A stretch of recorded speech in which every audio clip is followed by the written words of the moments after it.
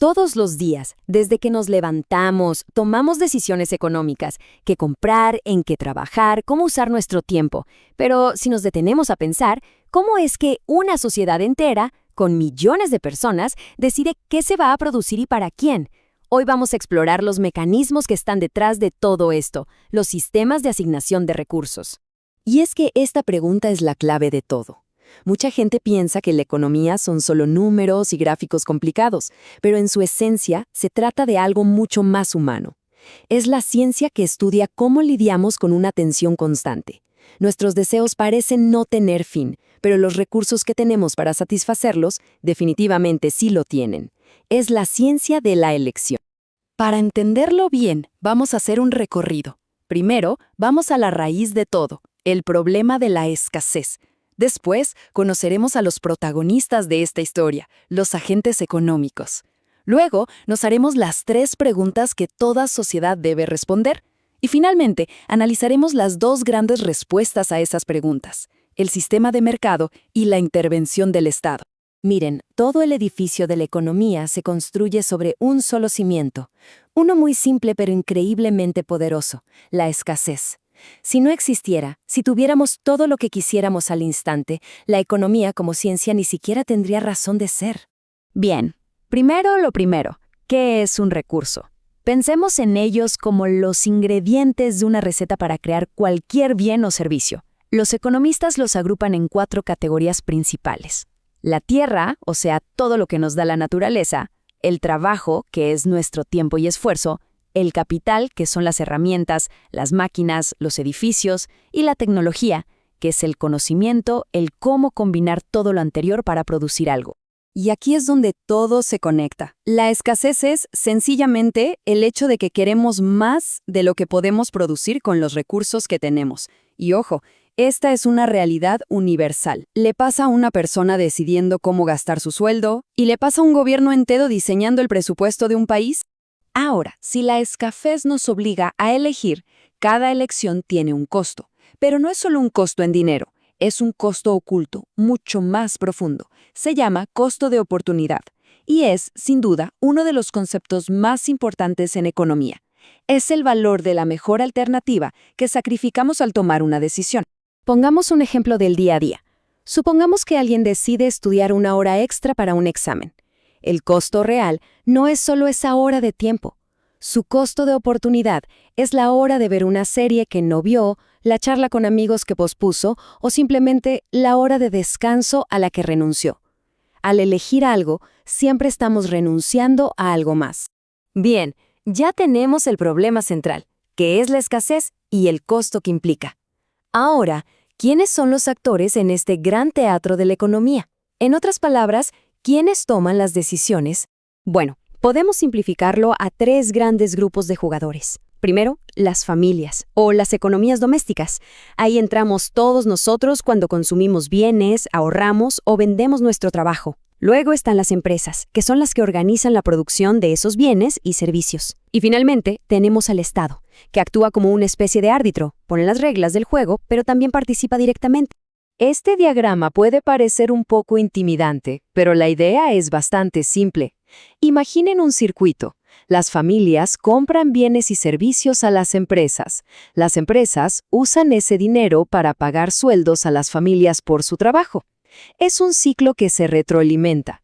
El Estado, por su parte, recauda impuestos de ambos y lo devuelve a la sociedad en forma de servicios públicos. Educación, seguridad, es como el aceite que mantiene todo el motor funcionando. Ok, ya tenemos el problema, la escasez, y tenemos a los jugadores. Ahora vamos a lo más profundo, al reto fundamental que enfrenta cualquier sociedad, sin importar su cultura o su sistema político. Son solo 3 preguntas, pero son increíblemente poderosas. Primero, ¿qué vamos a producir? ¿Más hospitales o más estadios? ¿Más soja o más software? Segundo, ¿cómo lo vamos a producir? ¿Usando más tecnología y menos gente? ¿O al revés? Y la tercera, que suele ser la más conflictiva, ¿para quién es todo esto? ¿Cómo se va a repartir la torta económica? La forma en que una sociedad responde a esto define su verdadera naturaleza. Entonces, ¿cómo se responden estas preguntas? Bueno, empecemos con la primera gran respuesta que la historia nos ha dado: el sistema de mercado. Y para hablar de mercado es indispensable hablar de Adam Smith y su famosísima metáfora, la mano invisible. La idea de Adam Smith es fascinante. Lo que él decía es que no se necesita un planificador central diciéndole a cada uno qué hacer. Cuando millones de personas buscan su propio beneficio, el panadero que hace pan para ganar dinero o la programadora que crea una app para venderla, una fuerza invisible parece coordinar todas esas acciones egoístas y casi como por arte de magia, el resultado es el bienestar general de la sociedad. Entonces, para que quede claro, una economía de mercado se sostiene en 3 ideas. 1. Las decisiones son descentralizadas, nadie está al mando. 2. El mecanismo de coordinación son los precios. Los precios actúan como señales que le dicen a todo el mundo qué se necesita y qué sobra. Y 3. Su gran promesa es la eficiencia, es decir, lograr producir lo máximo posible sin desperdiciar recursos. Suena bastante bien, ¿verdad? Pero, ¿es el mercado realmente perfecto? ¿Qué ocurre cuando esa búsqueda del beneficio individual genera, por ejemplo, contaminación o deja a muchísima gente fuera del sistema? Es justo ahí, en esas grietas, donde entra en escena nuestro otro gran actor, el Estado. La famosa mano invisible a veces tropieza. Una fábrica puede ser muy eficiente, pero al mismo tiempo contaminar el río de toda una comunidad. El mercado, por sí solo, no tiene incentivos para construir un faro que guíe a los barcos, o para financiar ciencia básica que quizá dé frutos en 30 años. A todo esto se le conoce como fallas de mercado, y son la justificación principal para que el Estado intervenga en la economía. Esta tabla nos ayuda a ver las diferencias de una forma muy clara. El mercado funciona con el incentivo de los precios y la ganancia. El Estado, en cambio, funciona con la regulación y las leyes. El objetivo principal del mercado es la eficiencia. El del Estado es la equidad y el bienestar social. Decisiones de individuos contra decisiones de la colectividad. Son 2 lógicas que operan de forma muy distinta. Entonces, ¿cuál es el papel del Estado cuando interviene? Pues busca varias cosas. Intenta corregir esas fallas del mercado.